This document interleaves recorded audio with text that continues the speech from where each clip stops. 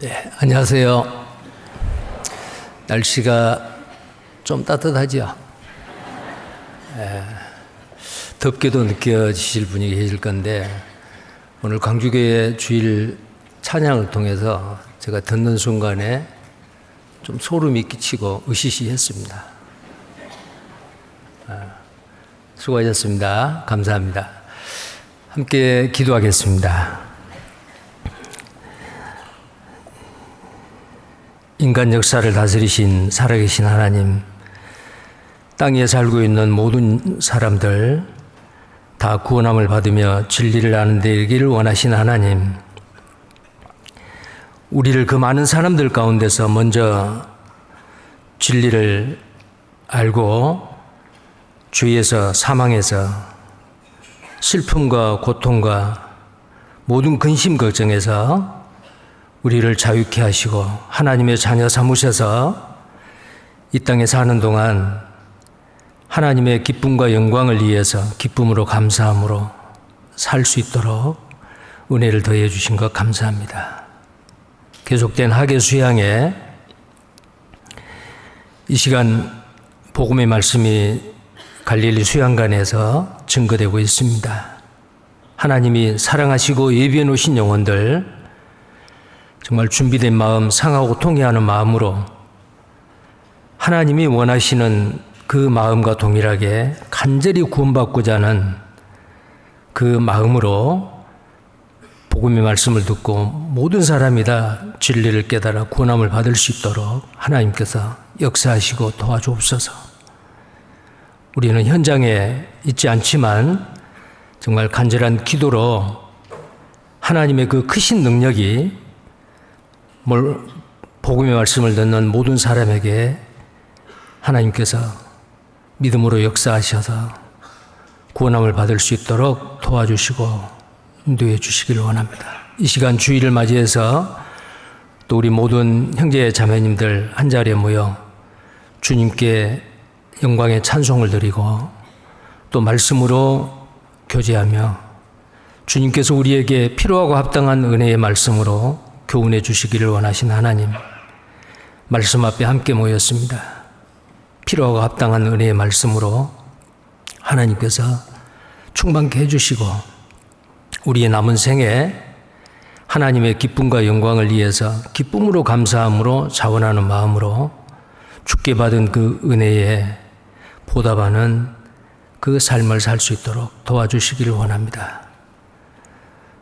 또 이 자리에 함께하지 못하신 분들, 또 수양관에서 새로운 영혼들을 인도하기 위해서 수고하고 있습니다. 하나님 그곳에도 함께하시고 도와주시고 역사해 주옵소서. 이 시간에 시종을 주 성령님께서 함께하시고 하나님의 거룩하시고 온전하신 뜻을 밝히 드러내시고 깨달아 알게 하시고 우리의 삶 가운데서 말씀을 붙잡고 순종하며 하나님이 공급해 주시는 그 힘과 은혜로 기쁨으로 감사함으로 살게 해 주옵소서. 주 예수님 이름 받들어 기도드립니다. 아멘. 성경 말씀 빌립보서 2장입니다.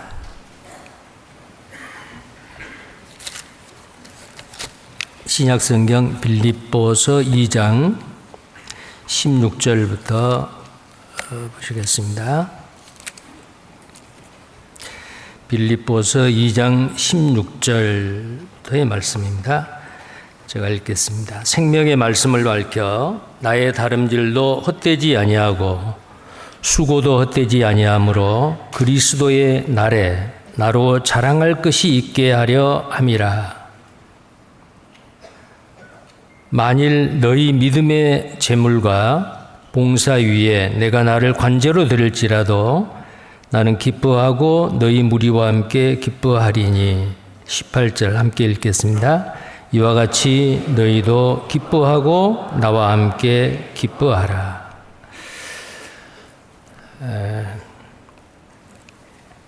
지난 시간 빌립보 1장에 복음에 합당한 생활이라는 주제로 빌립보서 1장 말씀을 통해서 교훈을 받았습니다.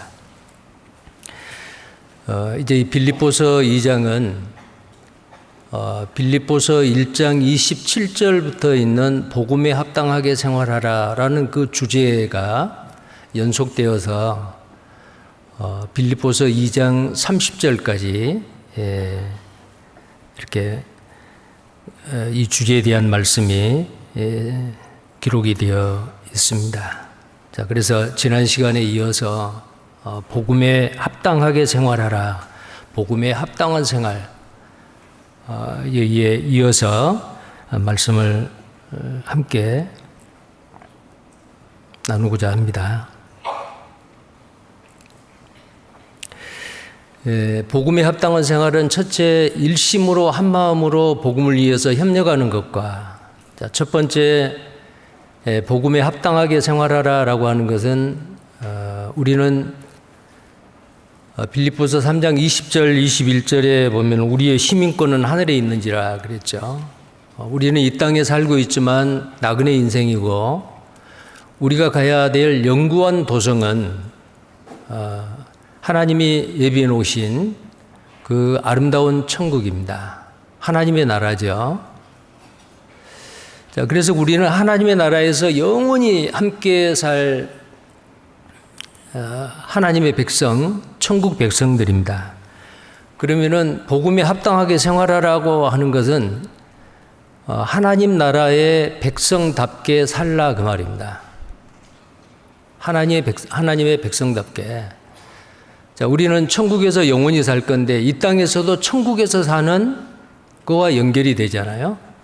그래서 누가복음 17장에 보면 하나님의 나라는 여기 있다 저기 있다 할 것이 아니요 너희 속에 있느니라. 나중에 그 말씀을 찾아보겠습니다. 그리고 로마서 14장 17절에는 하나님의 나라는 먹고 마시는 것이 아니고 의와 평강과 희락이라. 자, 의와 평강과 희락이라 그랬습니다. 근데 제일 마지막에 희락이라 그랬잖아요. 그 희락이 바로 뭐냐면 기쁨이에요.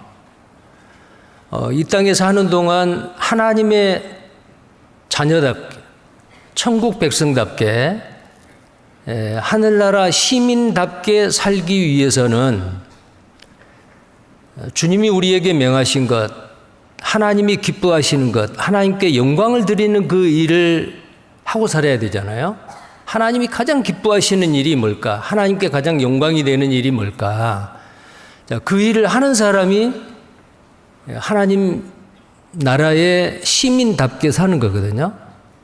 자, 그 일을 하다 보면은 하나님의 뜻을 따라서 말씀을 순종하고 살았을 때에 육신적으로는 힘들고 어려운 일이 있을 수 있어요. 그게 이제 성경에서는 축복이라고 이야기합니다. 근데 어떤 축복이냐면 위장된 축복이에요. 고난이죠. 자, 고난 가운데 하나님이 허락해 주셔요. 그 고난도 하나님께서 주시는 선물입니다. 아무나 고난을 받은 게 아니죠. 지난 시간에 말씀드렸어요. 날마다 자기 십자가를 지고 나를 쫓으라. 예수님이 그렇게 말씀하셨는데 그 십자가는 장식품이 아니고 사람이 죽는데 쓰임을 받는 사형 틀이잖아요. 십자가는 고난을 상징을 합니다. 근데 자기 십자가를 지고 예수님을 따르라고 했어요. 근데 자기 십자가를 지고 날마다 나를 쫓지 않는 자는 나의 제자가 되지 못하고 합당치 않다. 자, 근데 예수님이 십자가를 지고 골고다 언덕을 올라가실 때에 제자들은 다 흩어져 버렸어요. 그런데 그것을 구경하다가 자기 의지하고는 상관없이 예수님의 십자가를 잠깐 짊어지고 갔던 사람이 있었다 그랬죠. 자, 그 사람이 바로 구레네인 시몬입니다. 그 십자가를 진 그것은 정말 영광스러운 거였어요. 주님이 질 십자가를 대신 좀 짊어지고 갔어요.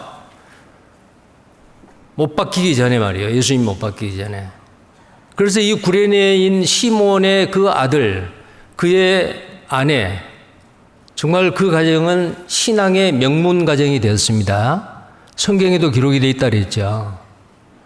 자, 우리도 마찬가지입니다. 이 땅에 사는 동안 주께서 받으신 고난의 남은 잔을 교회를 위해서 내 육체 가운데 채운다라는 골로새서 1장 24절에 예수님의 말씀대로, 그 바울의 말씀대로 우리가 자기 십자가를 지고 주님을 따를 때에 정말 주님 앞에 갔을 때 그 영광은 영원한 거예요. 확실한 투자죠. 100% 성공할 수 있는 투자입니다. 자, 그런데 그 십자가를 지고 따르는 데는 정말 육신적으로는 힘들고 어려움이 있어요. 근데 아이고 힘들다, 어렵다. 하나님 왜 나에게 이런 십자가를 주십니까?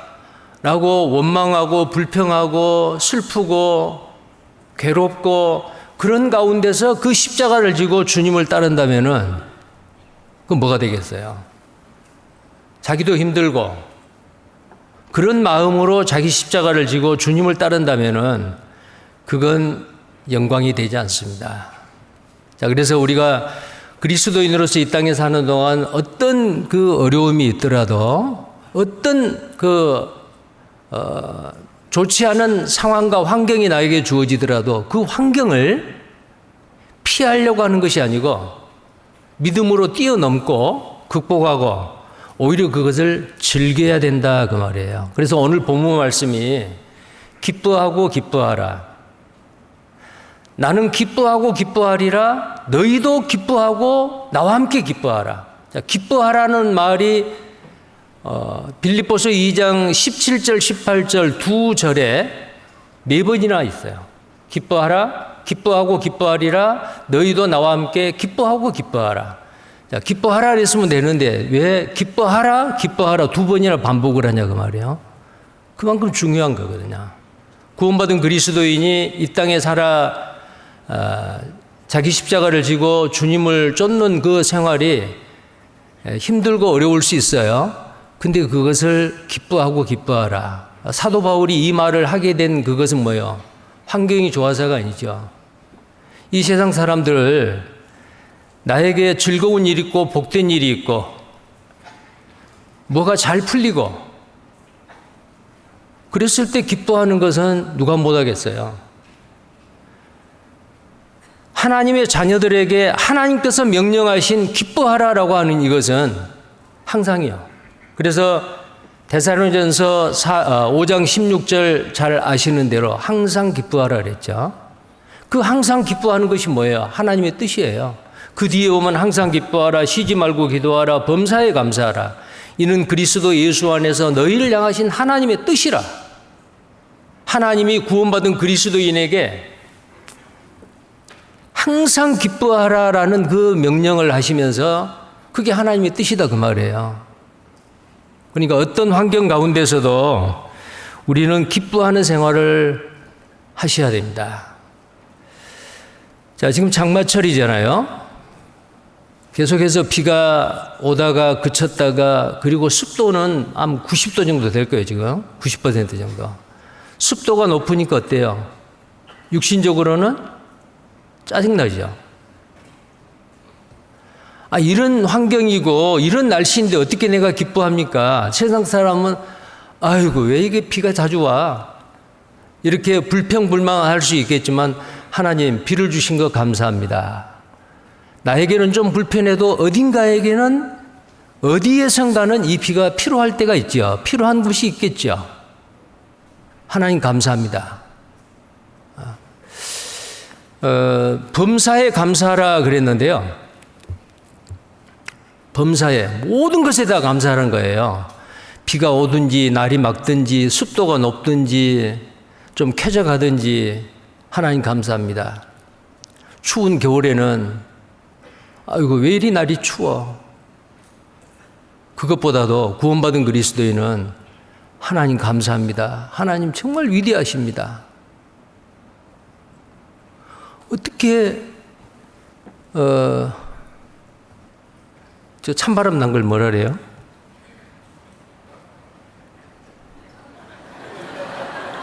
지금 찬바람이 나오잖아요. 에어컨이죠. 하나님, 에어컨을 얼마나 많이 틀어가지고 이렇게 시원해요. 겨울에는 그렇게 하면은 감사가 되고요. 그렇게 감사하대요. 자, 이렇게 무덥고 더운 날은 추운 겨울을 생각해 보세요. 하나님, 온풍기를 얼마나 많이 틀어가지고 난방을 얼마나 이렇게 빵빵하게 하셔요. 이렇게 따뜻하고 좋네요. 그렇게 감사하는 거예요. 구원받은 그리스도인은 항상 기뻐하고 범사에 감사하는 겁니다. 감사는 구원받은 그리스도인의 마음의 상태이고 그것이 밖으로 표출되는 게 기쁨이에요. 자, 그래서 구원받은 그리스도인의 얼굴이 슬퍼 보인다, 외로워 보인다, 짜증나 보인다, 성나 보인다. 그러면 안 돼요. 구원받은 그리스도인은 범사에 감사하기 때문에 그 감사의 마음이 충만하기 때문에 이게 밖으로 얼굴로 표정으로 기쁨이 나타나는 거예요. 자, 입술을 밑으로 찢어지게 하면은 화난 모습이죠. 입술을 위로 올려보세요. 자, 한번 올려보세요. 한번 쳐다보세요, 옆 사람들. 다르지요? 분위기가 다르지 않아요? 양쪽 입술을 착 위로 좀 올리면은 정말 보는 사람도 기쁘고 즐겁고 행복합니다. 근데 구원받은 그리스도인의 그 마음이 밖으로 나타날 때에 그런 모습이 돼야 되죠. 자, 그래서 오늘 사도 바울이 기뻐하고 기뻐하리라, 너희도 기뻐하고 기뻐하라 라는 이 말을 하는 그 상황이 어떤 상황인가 한번 보세요. 어디서 이걸 보냈다 그랬죠? 로마의 감옥에서요. 옥중서신입니다. 로마의 감옥에서 빌립보 성도들에게 정말 너희는 나를 위해서 기도하라. 내가 복음을 전하다가 이렇게 고생한다. 그게 아니고 기뻐하고 기뻐하라. 자, 그래서요, 이 빌립보서에 보면은 기뻐하라는 말이 최소한 18번이 나와요. 우리말 번역은 그 기뻐하라는 말이 한 14번 나오는데요. 원어나 영어 성경에는 우리말로는 기쁨이라고 번역이 안 돼 있는데 기쁨이라는 뜻을 가지고 있어요. 오늘 읽은 그 2장 18절에 보면, 2장 16절에 보면 생명의 말씀을 밝혀 나의 다름질도 헛되지 아니하고 수고도 헛되지 아니하므로 그리스도의 날에 나로 자랑할 것이 있게 하려 함이라. 여기서 자랑한다. 자, 예수님이 오셨을 때 나 이렇게 잘 살았어요 라고 자랑하는 게 아니고요. 그 자랑이 아닙니다. 우리말로 번역은 이렇게 돼 있지만은 여기에 이 자랑할 것이 있게 한다라고 하는 이 자랑이 리조이스예요. 기뻐한다는 거예요. 예, 그리스도의 날에 내가 주님 앞에 가서 기뻐할 것이 있게 하기 위함입니다. 이 땅에서도 기뻐하고 주님 앞에 가서 천국에서도 영원히 기뻐하는 생활이 천국 시민의 삶이에요. 천국은 기쁨입니다. 그래서 이 기뻐하라라는 말이 굉장히 많이 이 빌립보서에 가장 많은 말이 그리스도 예수, 예수 그리스도, 주, 예수 그리스도, 그것이 무려 82번이나 나와요. 가장 많지요. 사도 바울이 왜 기뻐합니까? 무엇 때문에 기뻐합니까? 사망의 권세에서 하나님의 아들의 빛의 나라로, 죽음에서 영원한 생명으로, 소망 없는 자이었는데 영원한 생명과 소망을 주신 그 주님, 내가 받아야 될 죄의 저주의 심판을 대신 받아주신 나의 주 예수 그리스도, 그분 때문에 이 세상에 좀 힘들고 어려운 환경이 되더라도 기뻐할 수가 있어요. 왜 그럴까요? 소망이 있기 때문에. 내가 지금 힘들고 어려운데 이런 상황이 계속 되온다. 캄캄한 터널이 죽을 때까지 계속된다. 그러면 괴롭겠죠. 그래요. 이 어두운 터널을 조금만 지나면은 밝은 빛이 있겠죠. 항상 제가 이렇게 살겠습니까? 미래에 대한 소망이 있는 사람은 어때요? 지금 처해진 환경에 대해서 참고 견디고 기쁨으로 감사함으로 극복을 할 수가 있습니다. 근데 우리는 어떤 소망이 있어요? 죽으면 끝이 아니죠. 눈물도 슬픔도 애통하는 것도 아픈 것도 다시는 죽지 아니하는 영원한 천국의 소망이 우리에게 있기 때문에 우리는 이 땅에서의 경험하는 조금 힘들고 어려운 거, 그건 잠깐이요. 우리가 바라는 것은 영원한 겁니다. 고난은 잠시 잠깐이고요. 그래서 잠시 잠깐 받는 그 고난 가운데서도 기뻐하고 기뻐하리라. 너희도 기뻐하고 기뻐하라. 사도 바울이 이 빌립보서를 기록을 할 때가 옥중에 갇혀 있을 때요. 그리고 죽음을 예감한 것 같아요. 17절을 보시겠어요? 빌립보서 2장 17절입니다. 만일 너희 믿음의 재물과 봉사 위에 내가 나를 관제로 드릴지라도, 그랬어요. 관제로 드릴지라도 나는 기뻐하고 너희 무리와 함께 기뻐하리라. 자, 너희 믿음의 재물이에요. 이 재물이 뭐예요? 하나님이 기뻐하시는 거룩한 산제사로 드리라. 내 몸을 주님의 영광과 복음을 위해서 내 몸을 희생하고 하나님 앞에 기쁨으로 감사함으로 자원함으로 드리는 것. 그게 물질이 됐건 시간이 됐건 나의 생명이 됐건 간에 주님 앞에 드리는 그것이 거룩한 영적 예배예요. 제사요. 너희 몸을 하나님이 기뻐하시는 거룩한 산 제사로 드리라. 그 제물이거든요. 빌립보서 4장에 보면은 너희가 나에게 보내는 에바브로디도를 보내서 보내는 그 헌금은 하나님이 받으실 만한 향기로운 제물이라. 우리가 복음을 위해서 드려지는 물질, 돈이 있잖아요. 그게 어디에 쓰여집니까? 죽어있는 영혼들을 살리는데 귀하게 쓰여지잖아요. 이번에 수양회 때 새로 모시고 간 분들에게 당신 회비 내고 갑시다. 그러면 가겠어요? 없어요. 각 교구에서, 우리 교구에서 새로운 분, 누구를 모셔가든지 간에 그 전도하신 분에게 다 부담하지 아니하고 우리가 함께 부담을 합시다. 그래서 각 교구에서는 아마 헌금을 힘껏 했을 거예요. 그런데 그 돈 어디에 쓰이죠? 새로 모시고 가는 그분들의 수양회비로 쓰고, 거기 가서 또 그분의 새로 말씀을 듣는 분들의 마음을 사고 마음을 열게 하기 위해서 대접하고 더 친절하게 대하고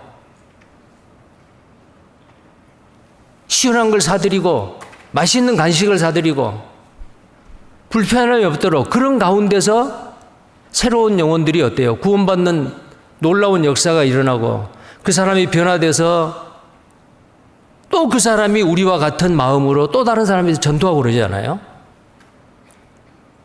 그때 드려지는 돈 말이에요. 그때 드려지는 헌금.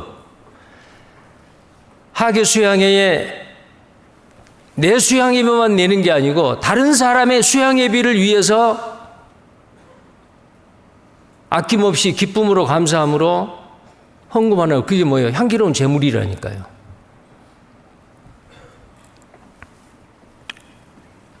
그래서 여기에 이 사도 바울은 17절에 만일 너희 믿음의 제물이라 그랬어요. 하나님 앞에 드려지는 제물입니다. 제물과 너희의 봉사 위에 그랬어요. 너희가 복음을 위해서 고난 가운데서 복음을 위해서 애쓰고 수고하고 희생하고 있는 너희의 그 하나님께 드리는 제물과 봉사 위에 내 몸을 관제로 드릴지라도. 관제가 뭐예요? 하나님 앞에 드리는 제물 중에서 진한 포도주, 그리고 모든 희생 제물은 칼로 잡아서 피를 하나님 앞에 드렸잖아요. 물론 그건 예수 그리스도의 모형이고 그림자였습니다. 그런데 사도 바울은 아마 죽을 줄 알았나 봐요. 순교당할 걸 예감했던 것 같아요. 예감을 했던 것 같습니다. 내 몸을, 너희가 하나님께 드리는 제물과 너희의 봉사에 내 몸을 관제로 드릴지라도 나는 기뻐하고 기뻐하리라. 관제로 드릴지라도라는 건 뭐예요? 목 잘려서 붉은 피가 쏟아지고 주님의 복음 때문에 내가 순교를 당할지라도 나는 억울해하지 아니하고 슬퍼하지 아니하고 나는 기뻐하겠다. 자, 대단하지 않아요? 그러니까 너희도 기뻐하고 기뻐하라. 자, 이것은 빌립보 성도들에게만 하는 권면의 말씀이 아닙니다. 21세기 마지막 시대 복음의 마지막 주자인 우리에게도 성령의 감동하심을 입은 사도 바울을 통해서 기록된 이 성경 말씀이 우리에게도 주는 교훈이에요. 기뻐하고 기뻐하라. 언제 기뻐하는 거예요? 좋은 일이 있을 때요? 환경이 좋을 때? 그때는 안 믿는 사람도 할 수 있다니까요. 기뻐할 수 있어요. 세상 사람들이 보았을 때는 도저히 기뻐할 수 없는 그 상황에서 기뻐하는 사람들, 이해를 못하죠. 그 사람들이 바로 우리라는 겁니다.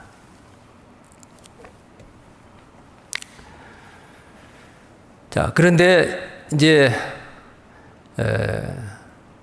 복음에 합당하게 생활하라라는 게 지난 시간 그 부분을 약간 복습한다면 먼저는 일심으로 합심하여 복음에 협력하는 것과 일심으로 서서 그랬거든요. 선다 그 말은 오합지졸 뒤로 물러가고 침륜에 빠지고 다른 사람은 수고하고 애쓰는데 나는 뒤로 빠지는 그게 아니고 당당하게 오늘 우리 찬양대에서 찬양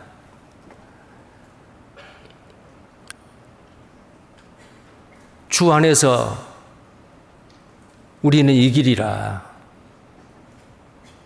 다른 사람의 영혼을 주님 앞에 인도하고 그 사탄 마귀의 그 권세 아래서 하나님의 아들의 나라로 뺏어내는 데는 물론 사람이 하는 게 아니고 우리를 통해서 주님이 역사하시지만은 전쟁입니다. 전쟁이에요. 영적인 전쟁이죠. 우리의 싸움은 혈과 육에 대한 것이 아니요 공중 권세 잡은 자 악한 자와의 싸움이라. 악한 사단 마귀는 어떻게 하든지 사람들로 하여금 말씀을 못 듣게 하고 구원받지 못하게 해방하고 있잖아요. 그 영적인 싸움에서 우리는 그리스도의 용사로 함께 참여하는 용사들이에요.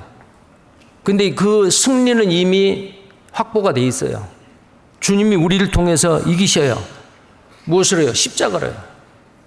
그래서 골로새서 2장 15절에 예수님께서는 십자가로 승리하셨느니라. 십자가로 승리하시는 거예요. 죽으면 죽으리라 하면 이겨요. 근데 살면 살리라 그러면은 못 이겨요. 죽으면 죽으리라 그게 뭐예요? 희생이죠. 자기 부인이고 자기 죽음입니다. 그런 사람을 통해서 하나님은 역사하셔요.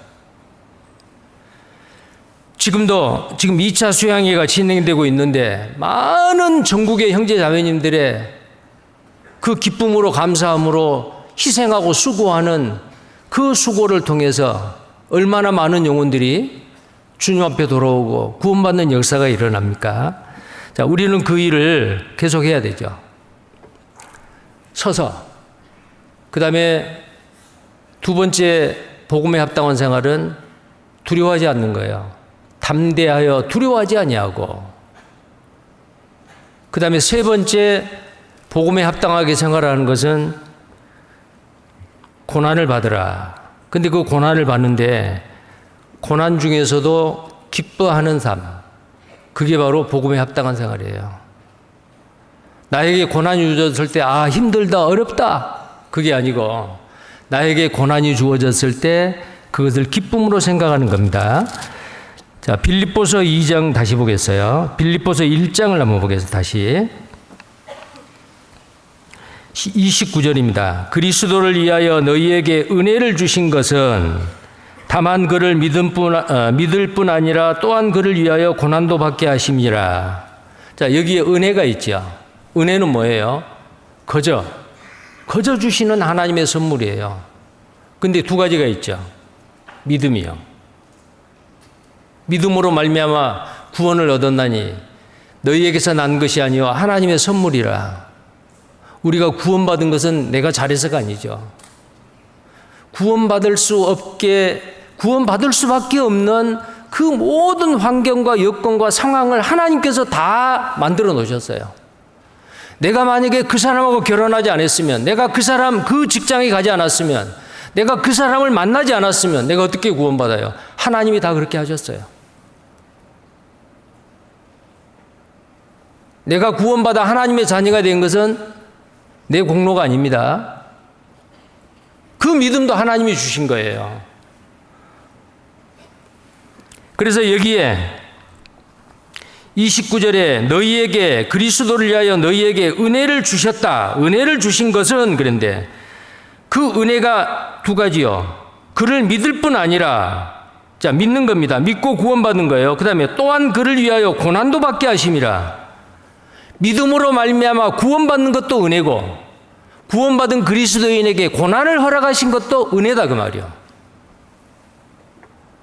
구레네인 시몬이 얼떨결에 예수님의 십자가를 짊어지고 가서 복을 받았죠. 아무에게나 그 십자가 짊어졌습니까? 시골에 살고 있는 구레네인 시몬이 예루살렘에 방문해가지고 얼떨결에 군중들과 함께 휩쓸려 가다가 로마 군인에게 지적을 당해서 십자가를 지고 갔단 말이에요. 주님의 십자가를 짊어지는 게 아무나 아니에요. 12제자 중에서도 아무도 없어요. 구원받은 그리스도인에게 어떤 고난이 주어졌다. 그게 은혜라니까요. 그게 선물이에요. 다윗이 소년 다윗에게 골리앗이 있었습니다. 아버지의 심부름으로 전선에서 수고하고 있는 형들을 만나러 갔다가 블레셋 장군 골리앗을 만났어요. 모든 이스라엘 사람들은, 군인들은 전부 다 두려움에 떨고 있습니다. 다윗에게도 골리앗은 어때요? 고난이요. 하나님을 믿고 나갔지만은 만약에 골리앗에게 죽을 수도 있잖아요. 얼마나 어려운 상황입니까? 근데 하나님이 골리앗을 다윗에게 맡겼어요. 다윗에게 골리앗은 유대인에게 뿐만 아니고 다윗에게도 고난입니다. 근데 하나님이 그 골리앗을 다윗에게 줬어요. 만약에 그런 일이 없었더라면 다윗이 어떻게 양을 치는 목동이 왕이 됐겠어요? 골리앗을 물맷돌로 죽이고 난 다음에 다윗이 죽인 자는 만만이요 사울이 죽인 자는 천천이라. 백성들이 다윗을 추앙하고 결국은 하나님이 허락함으로 이스라엘의 두 번째 통일 왕국의 왕이 됐잖아요. 그리고 예수님도 다윗의 혈통을 통해서 올 거라고, 법적인 혈통을 통해서 올 거라고 이야기하고, 다시 오실 예수님, 왕 중에 왕으로 오실 예수님을 다윗의 후손이라고 성경에 기록했고, 얼마나 큰 축복을 받은 사람이에요. 그리고 다윗은 하나님의 마음에 합한 자라는 평가를 받은 사람이고요. 물론 부족한 인간으로 죄도 지었죠. 그러나 하나님은 죄인을 들어서 사용하셔요. 다윗에게 골리앗이 없었더라면 어땠을까요? 골리앗을 주신 분도 하나님이요. 한나.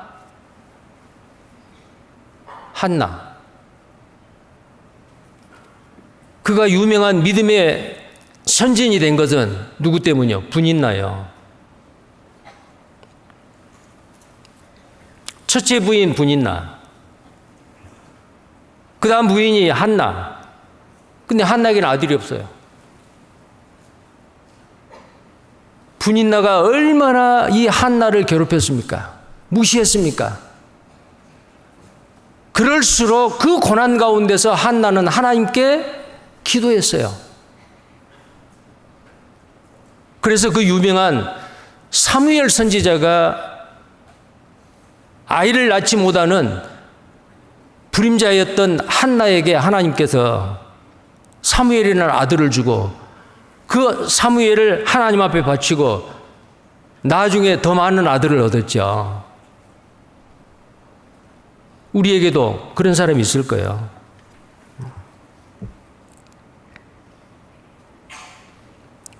나에게 주어지는 고난을 우리는 은혜로 생각을 해야 됩니다.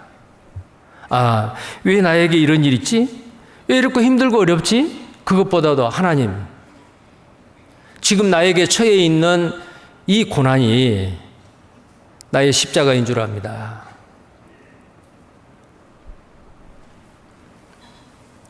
구레네인 시몬은 주님의 십자가를 졌지요, 대신. 지금 나에게 처해 있는 이 어려운 환경이 나에게 골리앗인 줄 압니다. 그러나 골리앗 때문에 다윗이 왕이 되었고 축복을 받았죠. 나에게 주어지는 이 고난을 통해서 하나님은 무엇을 주시려고, 어떤 축복을 하시려고 그러신지요. 감사합니다. 자, 그래서 우리가 고난을 당할 때에 기뻐하셔야 돼요. 그 기뻐하는 사람에게 하나님은 복을 주셔요. 어떤 고난이 주어졌을 때 그걸 원망하고 불평하고 남의 탓을 하고 그러면 하나님이 복을 주시지 않습니다. 기뻐하는 거예요. 그래서 고난을 통해서 하나님이 약속하신 축복이 많아요. 그 부분은 나중에 또 좀 보기로 하겠어요.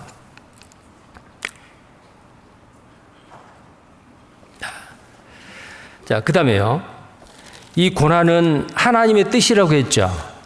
아까 말씀을 드렸는데 그 말씀을 확인을 하겠습니다. 데살로니가전서 5장입니다.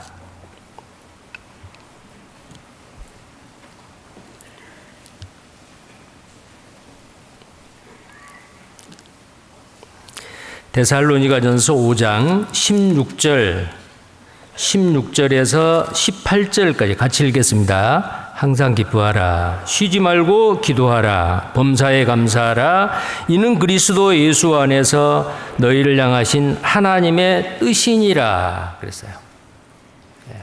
그래서 우리에게 고난이 왔을 때에 이 고난은 하나님이 나에게 주신 은혜다. 믿음으로 구원받는 것도 은혜였고 구원받은 그리스도인에게 허락하신 그 고난도 감당할 수 있을 만큼의 시험과 고난을 주셔요. 그 사람의 믿음의 분량대로. 나에게 이런 고난이 온 것은 하나님이 다 아시고 이 정도의 고난은 내가 믿음으로 정말 참고 견디고 극복할 수 있을 고난인데 내가 이 고난을 가지고 은혜로 생각하지 아니하고 힘들고 어렵게 생각한다면 내가 어떤 복을 받겠어? 그렇게 생각을 하셔야 돼요. 자, 그래서 하나님의 뜻이라고 돼 있잖아요. 항상 기뻐하라. 항상 기뻐하라. 항상입니다. 그 다음에 범사에 감사하라. 어떤 고난과 역경이 오더라도 기뻐하고 감사하라. 그리고 가운데 17절에는 쉬지 말고 기도하라 그랬죠. 자, 우리에게 고난이 주어졌을 때 우리는 총체적으로 밖으로 나타나는 결론이 뭐냐면 기뻐하는 거예요. 기뻐하라. 왜 기뻐합니까? 하나님, 이런 어려운 상황인데 하나님 저에게 기쁨을 주세요. 그것도 기도하셔야 돼요. 감사하는 마음을 갖게 해주세요. 그리고 감사를 합니다. 마음의 감사가 되었을 때에 그게 밖으로 나타나는 게 기쁨이거든요. 구원받은 그리스도인의 삶의 열매예요. 여러분, 구원받은 그리스도인이 정말 말씀을 따라서 성령님을 따라서 살았을 때에 맺혀진 열매가 있죠. 갈라디아서 5장 22절, 23절에 보면은 성령의 열매는 사랑과 희락과 그랬어요. 제일 먼저 사랑이죠. 그 다음에 희락이에요. 희락이 뭐죠? joy, 기쁨입니다. 구원받은 그리스도인의 삶의 열매요. 성령의 열매요. 사랑과 희락과 기쁨입니다. 근데 내 삶 가운데서 기쁨이 없다. 내 일상생활 가운데서 왜 나는 이렇게 의욕이 없지? 왜 기쁨이 없지? 성령과 기쁨이 충만하더라. 초대교회의 성도들은 많은 핍박과 고난 가운데서도 흩어지면 흩어질수록 복음을 전하고, 그런데 그들에게 뭐라고 얘기를 했냐면은 사도행전 13장 52절에 보면은 성령과 기쁨이 충만하더라라고 돼 있어요. 성령과 기쁨이 충만하더라. 성령 충만, 기쁨 충만입니다.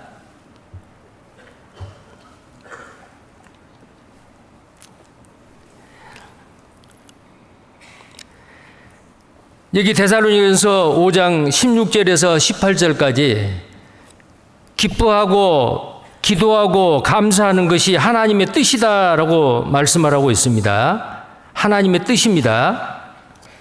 자, 성경에 하나님의 뜻이 몇 가지가 있죠. 그냥 말씀으로 말하겠습니다. 요한복음 6장 40절에 보면은 내 아버지의 뜻은 이것이니 아들을 보고 믿는 자마다 영생을 얻는 이것이라. 이 세상 모든 사람에게 하나님이 품고 있는 생각과 하나님의 계획과 목적과 뜻이 뭐냐? 아들을 보고 믿는 자마다 영생을 얻는 이거. 근데 우리는 첫 번째 그 하나님의 뜻을 이룬 사람들이요. 자, 두 번째는 뭐예요? 두 번째는 데살로니가서 4장 2절 3절에 하나님의 뜻은 이것이니 너희의 거룩함이라 그랬습니다.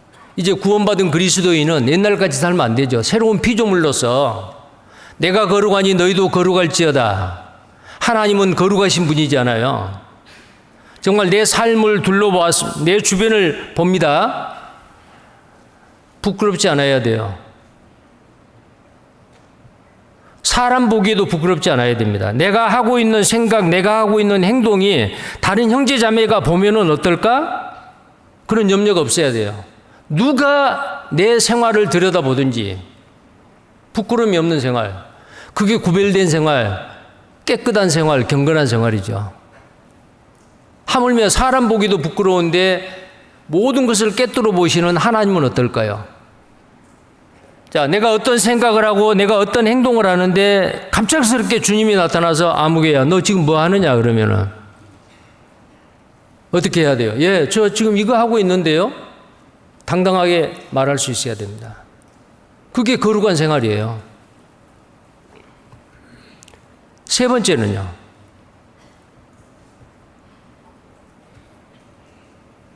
베드로전서 3장 17절에 보면요. 선을 행함으로 고난을 받는 것은 하나님의 뜻이다 그랬어요. 한번 찾아보겠습니다. 베드로전서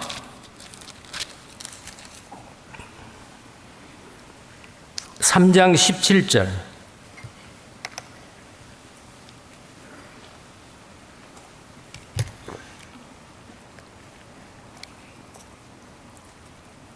함께 읽겠습니다. 선을 행함으로 고난받는 것이 하나님의 뜻일진데 악을 행함으로 고난받는 것보다 나으니라. 자, 선을 행함으로 고난받는 것이 하나님의 뜻이다. 자, 선한 일을 합니다. 가장 선한 일은 죽어있는 영혼을 살리는 일, 전도하는 일이죠. 나와 같은 영원한 생명을 얻게 하기 위해서 아직 구원받지 못한 부모님, 가족들, 알고 있는 지인, 친구들, 그분들한테 복음을 전하기 위해서 복음을 말하면 어때요? 반대가 있습니다. 너희는 세상에 속하지 아니하였으므로 세상이 너희를 미워하리라. 구원받지 않는 사람에게 구원받은 그리스도인이 복음을 전하면 좋아할 사람 없어요. 그래도 어떻게 하든지 강권하여 내 집을 채우라. 강권하여.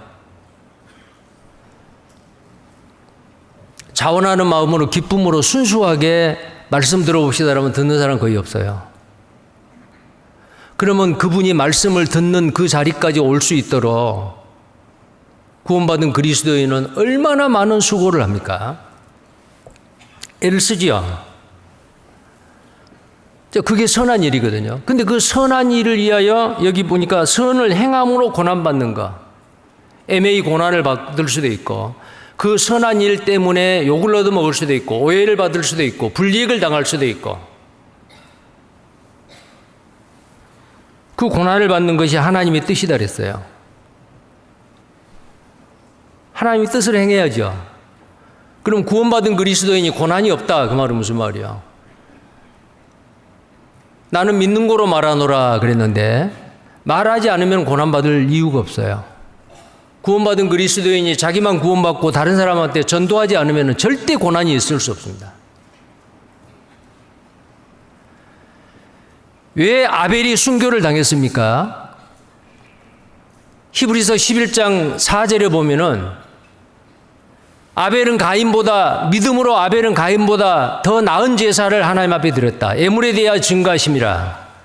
그는 믿음으로써 말했다 그랬어요. 하나님 앞에 양의 첫 새끼로 제물을 드렸는데 하나님이 받으셨지요. 열납하셨습니다. 근데 형님의 제물은 안 받았어요. 형님이 드리는 제물이 잘못됐다라는 거 지적했을 수도 있고 나같이 하나님 앞에 드리는 제사를 하나님이 기뻐 받으실 수 있으려면은 형님도 피 있는 제사를 드려야 돼. 그렇게 말했을 수도 있겠어요. 성경에는 기록이 안 되어 있습니다. 근데 믿음으로써 말한다 그랬어요. 구원받은 그리스도인이 내가 가지고 있는 영원한 생명과 소망에 대해 묻는 자들에게 대답할 것을 항상 예비하라. 베드로전서 3장 15절에 말합니다. 그 말하는 게 전도잖아요. 핍박이 있어요. 반드시 핍박이 있어요.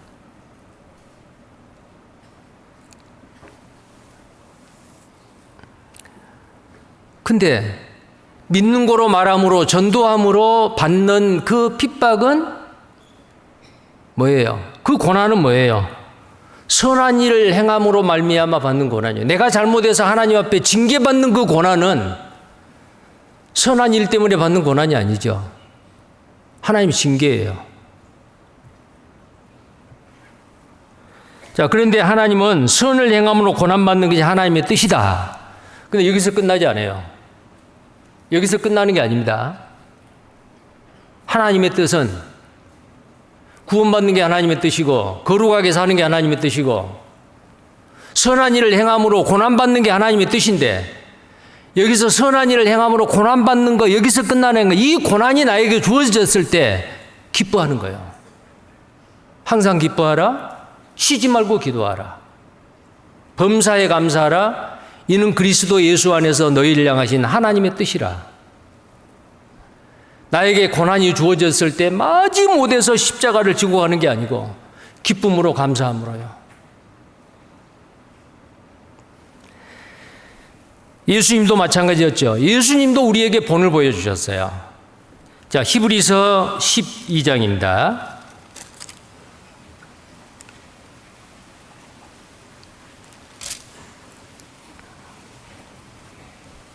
히브리서 12장입니다. 함께 읽겠습니다. 믿음의 주여. 또 히브리서 12장 2절입니다. 네, 히브리서 12장 2절입니다. 같이 읽겠습니다. 믿음의 주여 또 온전케 하시는 이인 예수를 바라보자. 저는 그 앞에 있는 즐거움을 위하여 십자가를 참으사 부끄러움을 개의치 아니하시더니 하나님 보좌 우편에 앉으셨느니라. 자, 십자가를 앞에 두고 예수님은 이렇게 기도하셨죠. 아버지여, 이 잔을 내게서 지나가게 없어서 할 수 있거든 이 잔을 내게서 지나가게 없어서 그러나 내 원대로 마옵시고 아버지의 원대로 하옵소서. 예수님은 이 땅에 오셔서 육신을 입고 오셔서 하나님이 기뻐하시는 일을 하셨습니다.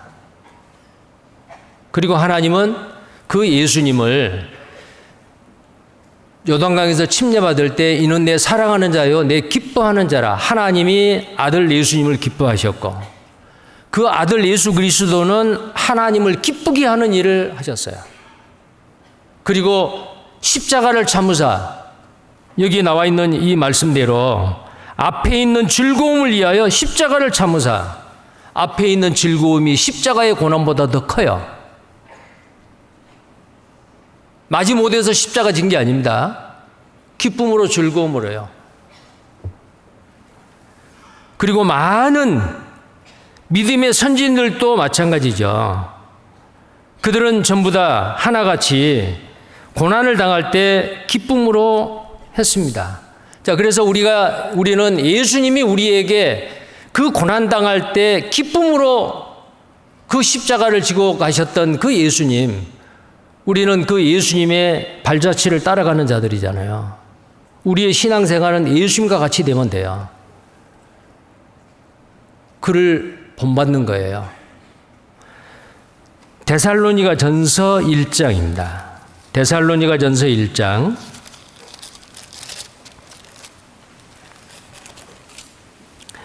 6절 7절 말씀입니다. 6절 7절 함께 읽겠습니다. 또 너희는 많은 환난 가운데서 성령의 기쁨으로 도를 받아 우리와 주를 본받은 자가 되었으니 그러므로 너희가 마게도냐와 아가야 모든 믿는 자의 본이 되었는지라. 여기에 많은 환난 가운데서도 성령의 기쁨으로 도를 받았다. 은혜의 복음, 구원의 복음을 받았습니다. 그리고 구원받은 순간에 성령이 오셨습니다. 초대교회 성도들 성령 충만한 생활을 했습니다. 그것이 삶으로 나타납니다. 열매로 나타납니다. 그게 바로 뭐예요? 성령의 열매는 사랑과 희락과 화평과 오래 참음과 자비와 양성과 충성과 온유와 절제니 거기에 기쁨이요. 예수님이 우리에게 본을 보여주셨죠. 그리고 사도 바울도 우리에게 본을 보여주셨습니다. 고린도서 11장 23절에서 28절에 보면 그는 얼마나 많은 고난을 당했습니까?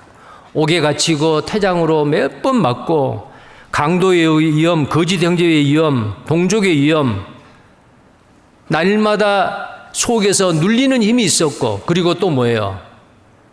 사단의 사자 육체의 가시가 있었어요. 사도 바울은 그를 위해서, 그 몸의 병을 위해서 건강하게 해주세요. 내가 건강해야 복음 전할 거 아니요. 3번 기도했습니다. 내게 있는 은혜가 족하도다. 약한 데서 온전해짐이라, 강하여짐이라. 사도 바울은 3번 기도하고 나중에는 어때요? 오히려 나의 약한 것을 자랑한다. 나의 약한 것을 기쁨으로 생각한다. 자기 몸에 병이 있는 것을 오히려 즐겼어요. 기뻐했어요. 내가 만약에 내 몸에 이 사탄의 가시, 사탄의 사자 육체의 가시가 없었으면 내가 얼마나 교만했겠느냐. 그래서 사도 바울은 나는 사도 중에 가장 작은 자다. 나는 성도 중에 지극히 작은 자보다 더 작은 자다. 나는 죄인 중에 괴수다. 구원받고 시간이 지나면 지날수록 사도 바울은 점점 고개를 숙이고 겸손한 자가 된 거죠. 왜 그랬을까요? 하나님이 자고하지 않기 위해서, 교만하지 않기 위해서 고난을 주신 거예요. 그 고난이 사도 바울에게 주어지는 은혜예요. 그 고난을 즐겼다 그 말이에요. 기뻐했다 그 말이에요. 자, 우리는 예수님을 본받고 앞서간 사도들을, 앞서간 믿음의 선지인들을 본받는 겁니다. 사도 바울은 감옥에 있으면서도 기뻐하고 기뻐하리라 라고 말씀했고요. 빌립보 성도들에게 이 편지를 쓰기 전에 빌립보의 교회가 탄생하기 전에 탄생할 그 무렵에 감옥에 갇혔죠. 귀신 들린 여자, 점치는 여자에게 귀신을 쫓아냈다는 그 이유 때문에 애매하게 고난을 받은 거예요. 옷을 찢기고 매로 두들겨 맞고 착고에 채워서 깊은 옥중에, 캄캄한 한밤중에 비두니아 흑해 지역으로 아시아 쪽으로 복음을 전하러 가려고 했는데 성령이 불러서 마케도니아에서 한 사람이 환상 가운데 건너와서 우리를 도우라. 성령의 부르심인 줄 알고 배 타고 유럽으로 갔는데 그 유럽의 첫 관문이 마케도니아 빌립보예요. 다른 지역에는 유대인들의 회당이 있어요. 근데 빌립보에는 회당이 없어요. 왜? 유대인이 많이 살질 않아요. 유대인이 10명 정도 살면 회당을 만든대요. 10명도 안 돼요. 그럼 10명도 안 되는 유대인들은 어때요? 안식일이 되면은 한적한 곳에 다른 사람이 방해받지 않는 곳에 가서 기도하는 거예요. 근데 그 사도 바울도 그 기도처를 찾으러 강가에 갔는데 강가에서 누구를 만나냐? 루디아라는 여자를 만난 거예요. 유대인이에요. 자, 이 루디아라는 여자도 기도하러 온 것 같아요. 여자 몇 사람인데 그 여자들한테 복음을 전했어요. 주께서 루디아의 마음을 열어주시고 복음을 받아들이고 구원을 받았어요. 나를 하나님 믿는 자로 안다면 내 집에 와서 유하소서. 루디아 집안 사람들이 구원을 받고 루디아 자매의 집이 거점이 된 겁니다. 유럽의 최초의 교회입니다. 최초의 하나님 앞에 드려지는 자매입니다. 루디아 자매. 자, 이제 복음이 잘 전해진다. 그렇게 생각했겠죠. 근데 감옥에 갇혔어요. 이런 상황이면은 하나님 앞에 따지고 원망할 수 있습니다. 하나님, 내가 비두니아로 복음 전하러 갈 때 그대로 두시지 왜 건너오라 하셔가지고 이제 더 이상 복음도 못 전하고 이 감옥에서 내 일생을 마쳐야 할지도 모르는데요. 온몸에 피투성이고 옷은 찢어졌고 착고에 채워졌고 이런 상황에서 사도 바울은 어떻게 했어요? 기뻐했어요. 기뻐했다는 걸 뭘 보면 알지요? 찬송했어요. 사도행전 16장입니다. 사도행전 16장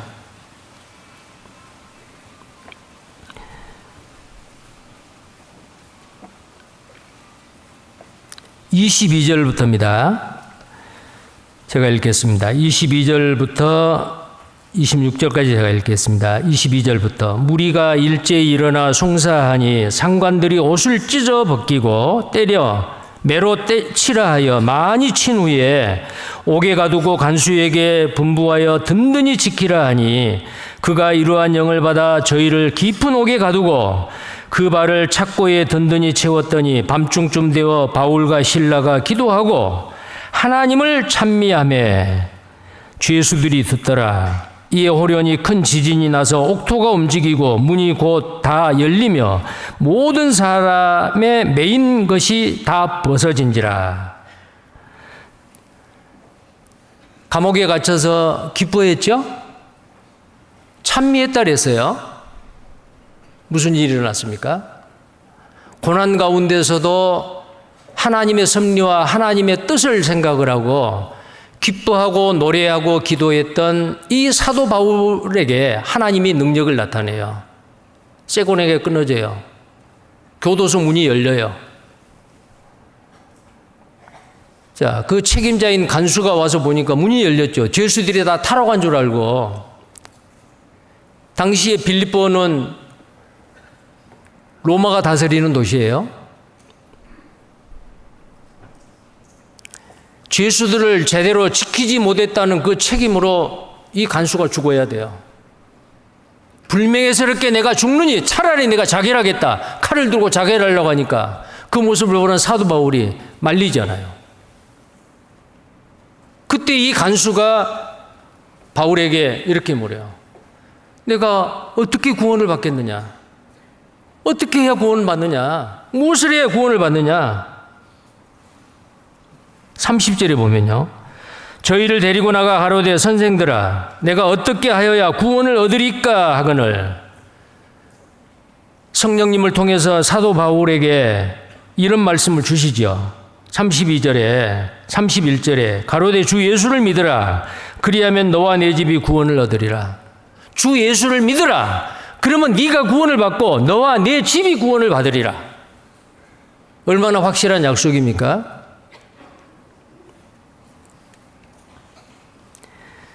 그때의 이 간수가 바울과 실라 그의 동역자 감옥에 갇혀 있는 이 바울과 실라를 자기 집에 초청을 해요. 밤중에. 집사람들, 아는 사람들을 모아놓고 전도 집회하는 거예요. 바울이 복음을 전한 거예요. 기뻐할 수 없는 상황에서 기뻐하니까 또 다른 사람에게 기쁨을 줘요. 그 뒤에 보세요. 33절입니다.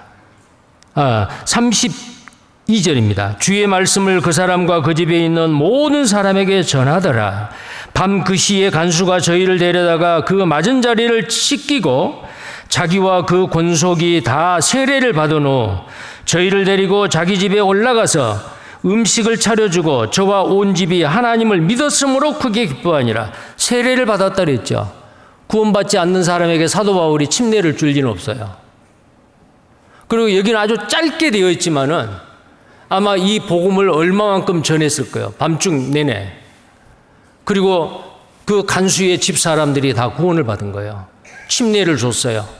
그리고 하나님을 믿고 온 집이 하나님을 믿었으므로 크게 기뻐하더라. 만약에 사도 바울이 감옥에서 불평과 원망과 짜증 이것을 누구의 탓으로 돌리고 슬퍼하고 좌절하고 절망했더라면 어때요? 하나님이 이런 기적을 행하시지 않습니다. 하나님은 고난 가운데 기뻐하는 자에게 하나님의 능력을 나타내요. 그리고 그 소망을 이루어 주세요.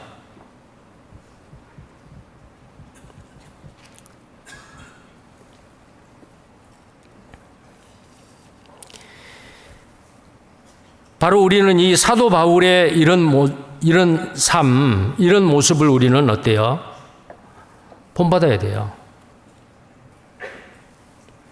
그리스도를 본받고 앞서간 믿음의 선진들, 고난 가운데서도 기뻐해서 하나님의 능력을 체험한 그걸 본받아야 돼요. 너희가 드리는 제물과 봉사 위에 내 몸을 관제로 드릴지라도 나는 순교를 당할지라도 나는 기뻐하리라. 내가 이런 삶을 사니까 하나님께서 나를 통해서 가는 곳마다 복음이 전해지고 교회가 탄생하고 이런 역사가 일어난다. 너희도 그렇게 하라. 너희를 통해서 하나님의 역사를 경험하고 맛보기 위해서는 어떤 고난이 와도 기뻐하라. 나와 함께 기뻐하라. 기뻐하라 그랬어요. 우리는 바라고 소망한 게 있어요. 원한과 같은 한이 맺혀 있는 사람들이죠. 그게 뭐예요? 누가복음 18장에 보면은 억울한 일을 당한 과부가 불의의 재판관에게 가서 내 한을 풀어주소서 나의 원한을 풀어달라는 거예요. 안 풀어주는 거예요.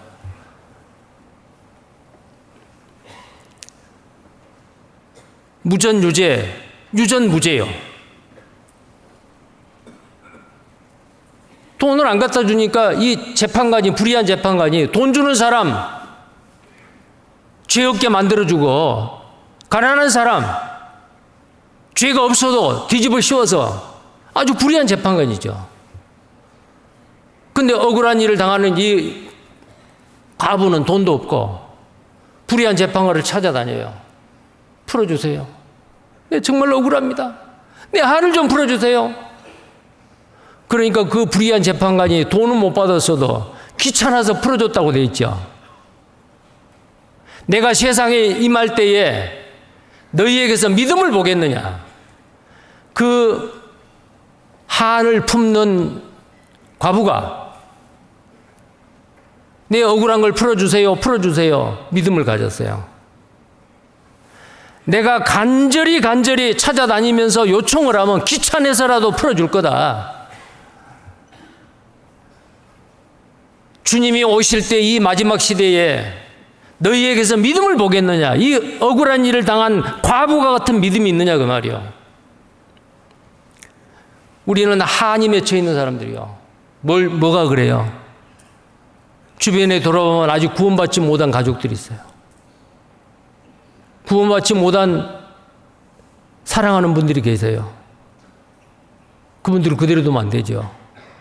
하나님, 이 한을 좀 풀어주세요. 근데 어떤 사람에게 하나님께서 그 소원을 들어주실까요? 시편 37편입니다.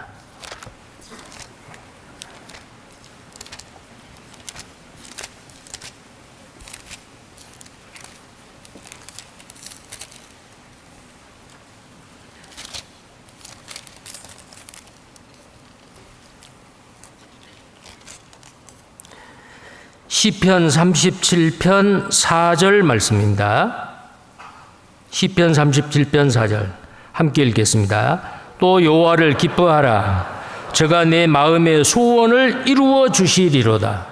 기뻐하는 사람에게 하나님께서는 소원을 이루어 주신다 그랬어요. 기뻐한다 그 말은 무슨 말이에요? 모든 것이 합력하여 선을 이룬다. 나에게 주어지는 이 고난이 지금은 내가 견딜 수 없고 내가 힘들고 어렵지만은 하나님이 이 고난을 통해서 나에게 축복해 주신다. 나의 기도를 들어주실 거다. 그런 마음으로 오히려 당겨서 기뻐하고 당겨서 감사하는 거예요. 그랬을 때 하나님께서는 어때요? 소원을 들어주신다 그 말이요. 요한복음 16장입니다. 요한복음 16장.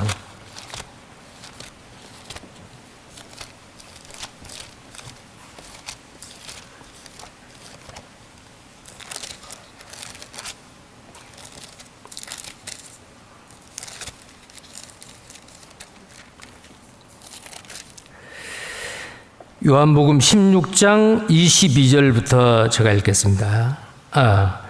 16장 20절부터입니다. 요한복음 16장 20절부터입니다. 내가 진실로 진실로 너희에게 이르노니 너희는 곡하고 애통하리니 세상이 기뻐하리라. 너희는 근심하겠으나 너희 근심이 도리어 기쁨이 되리라. 자, 너희 근심이 기쁨이 되리라 말은 이 근심은 뭐예요? 고난당할 때요. 근데 그 고난을 참고 견디고 오히려 그 고난을 감사하고 기뻐했을 때에 나중에 도리어 그것이 기쁨이 되리라 라는 거예요. 여자가 해산하게 되면 그때가 이르렀으므로 근심하나 아이를 낳으면 세상에 사람 난 기쁨을 인하여 그 고통을 다시 기억지 아니하느니라. 자, 이 내용 특히 자매님들은 잘 아시죠? 첫 아이를 낳았습니다. 난산을 했습니다.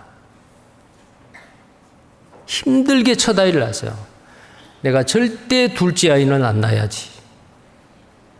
근데 아이를 낳아가지고 키우면서 아이가 말하고 재롱부리고 성장해가는 그 모습을 보고 너무너무 기뻐요. 그래서 어렵게 첫 아이를 낳았던 그 고난 다 잊어버렸어요. 그래서 둘째 아이 또 납니다. 그렇죠? 첫 아이를 낳을 때 너무너무 힘들다고 둘째 아이 안 납니까? 아이를 낳으면 세상에 사람 난 기쁨을 인하여 고통을 다시 기억지 아니하느니라. 22절입니다. 지금은 너희가 근심하나 내가 다시 너희를 보리니 너희 마음이 기쁠 것이요 너희 기쁨을 빼앗을 자가 없느니라. 지금은 너희가 근심하나 그래서 지금은 근심하나 이게 뭐예요? 근심하고 있을 때 그건 바로 우리에게 지금 닥친 어려움이요 고난이요. 자, 어떤 형제 자매님은 몸이 아파. 가정에 문제가 생겨. 경제적으로, 재정적으로 굉장히 곤란에 처해 있어요. 지금이요, 지금. 근데 지금 상황을 어때요? 내가 이러이러한 상황이기 때문에 여호와 하나님을 기쁘게 하는 일보다도 근심, 걱정, 나에게 이런 문제가 있는데 내가 어떻게 주님을 기쁘게 하는 일을 하겠어? 일이 더 복잡해져요. 여기 나와 있는 이 말씀대로 지금은 너희가 근심하나 내가 다시 너희를 보리니 너희 마음이 기쁠 것이요 너희 기쁨을 빼앗을 자가 없느니라.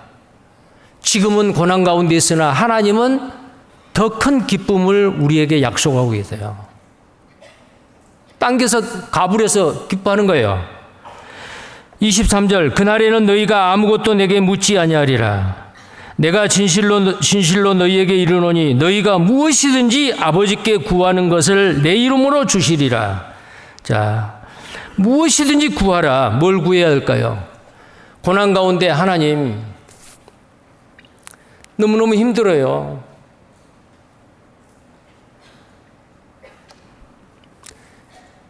고난 가운데서도 기뻐하고 기뻐하라라고 설교는 들었는데요. 안 돼요. 그럼 어떻게 해야 돼요?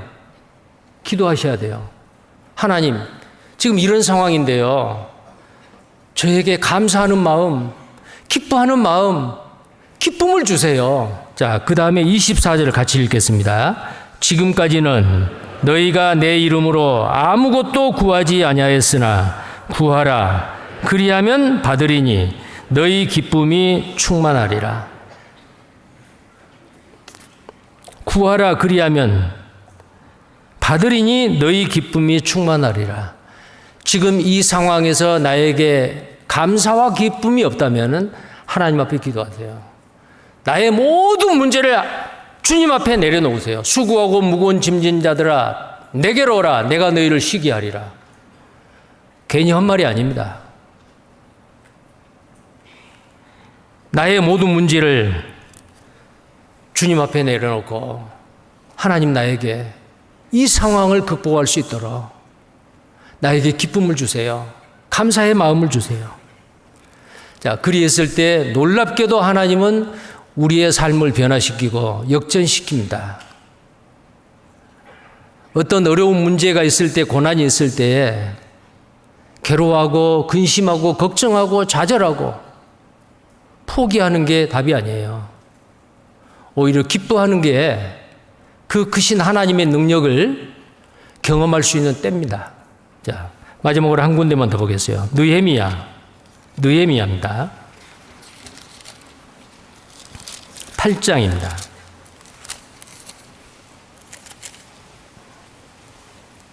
느헤미야 8장 10절 말씀입니다. 같이 읽겠습니다. 느헤미야가 또 이르기를 너희는 가서 살찐 것을 먹고 단 것을 마시되 예비치 못한 자에게는 너희가 나누어 주라. 이날은 우리 주의 성일이니 근심하지 말라. 여호와를 기뻐하는 것이 너희의 힘이니라 하시고. 자, 여호와를 기뻐하는 것이 힘이다 그랬어요. 그냥 기도만 하는 게 아닙니다. 기도하고 감사하고 기뻐하는 거예요. 그때 능치 못함이 없는 하나님께서 내 상황을 역전시켜 주십니다. 여호와를 기뻐하는 것이 너희의 힘이라 그랬잖아요. 역대하 20장에 보면은 여호와스 왕이 전쟁이 일어났을 때 3개국 연합군이 전쟁이 일어났을 때에 선지자의 말을 듣고 선지자의 말을 믿고 하나님을 믿었어요. 그리고 전쟁이 터졌는데 그 많은 적군을 향해서 칼 드는 용사를 내보낸 게 아니고 최전방에 그 불화골짜기에서 제일 최전방에다가 누구를 보냈어요? 찬양대에게 옷을 입히고 노래하는 사람들을 앞세웠습니다. 그리고 군인들은 뒤섰어요. 그리고 그 앞에서 힘차게 찬양을 불렀어요. 노래했어요. 그 전쟁터에서 대승을 거뒀죠. 노래하는 건 뭐예요? 기뻐하는 거예요. 사도 바울이 옥중에 밤중, 캄캄한 밤중에, 밤중이 뭐예요? 인생의 밤중은 어렵고 힘들고 고난당할 때요. 캄캄한 밤중입니다. 그리고 교도소 깊은 곳이요. 지하 감방이요. 그때에 하나님은 우리에게 뭘 요구하세요? 노래하기를 원하세요. 기뻐하기를 원하세요. 그래서 욥기서 35장 10절에 보면 밤중에 노래하게 하신 하나님이요. 밤중에 노래하게 하신 하나님. 인생의 밤중 힘들고 어려울 때에 하나님은 우리에게 뭘 요구하느냐? 노래하라 그 말이요. 기뻐하라 그 말입니다. 그래서 그러는지요. 찬양의 밤은 꼭 밤에 하더라고요. 찬양의 낮은 들어본 적 없죠? 밤중에 노래하게 하시는 하나님. 하나님이 요구하셔요. 자, 그래서 여러분들 힘들고 어려울 때, 고난 가운데 있을 때, 그리고 그 고난이 나에게 없다라고 하는 것은 믿는 고로 말하노라 내가 말하지 않기 때문에 선한 일을 행함으로 참고 고난당하는 것이 하나님의 뜻이다 그랬는데 선한 일을 안 하기 때문에 고난이 없는 거예요. 자, 하계수양의 1차는 끝나고 지금 2차가 진행되고 있습니다. 제가 2차에서도 광주교회 식구들 여러 사람 만났어요. 2차에. 지금도 거기 계실 거예요. 전도하려고 하신 분들. 앞으로 5차례가 남았습니다. 아직 늦지 않았습니다. 믿는 거로 말하노라. 내 주변에 전도해야 될 사람 다시 한번 시도해 보십시오. 고난입니다. 그러나 기뻐하십시오. 하나님의 능력을 경험할 수 있습니다. 기도하겠습니다. 거룩하시고 자비로우신 하나님, 우리를 구원해 주신 것 감사합니다. 또 우리를 구원하시고 하나님과 함께 동행하며 하나님과 같이 거룩한 생활, 구별된 생활 하기를 원하신 것이 하나님의 뜻인 줄 압니다. 그리고 선한 일을 행함으로 고난받는 것이 하나님의 뜻이라고 하셨는데 믿는 거로 말하노라. 가장 선한 일, 복음을 전하는 일, 전도하는 일, 지금 금년 하계수양에 진행되고 있습니다. 그 일을 위해서 많은 분들이 고난을 기쁨으로 감사함으로 자처하고 있습니다. 그분들을 통해서 하나님의 크고 놀라운 역사가 일어나기를 원합니다. 그러나 그 고난을 마지못해서 십자가를 지고 가는 것이 아니고 기쁨으로 감사함으로 행하는 그것이 또한 하나님의 뜻이라고 말씀하신 것 감사합니다. 기쁨으로 감사함으로 고난을 자처하며 주님의 선하신 뜻을 위해서 주님 앞에 내 몸을 드리고 물질을 드리고 시간을 드리고 제물로 드리는 것을 참으로 자원하는 마음, 기뻐하는 마음으로 행할 수 있도록 도와주옵소서. 여호와를 기뻐하는 것이 힘이라고 하시는 말씀대로 정말 어떤 어려운 역경 가운데서도 하나님을 기뻐했을 때에 하나님의 크신 능력이 우리 가운데 행해지시고 나타나심을 감사합니다. 우리 모두 하나님의 그 크신 능력을 경험하고 체험할 수 있도록 하나님께서 우리를 인도하시고 도와주옵소서. 주 예수님 이름 받들어 기도드립니다. 아멘.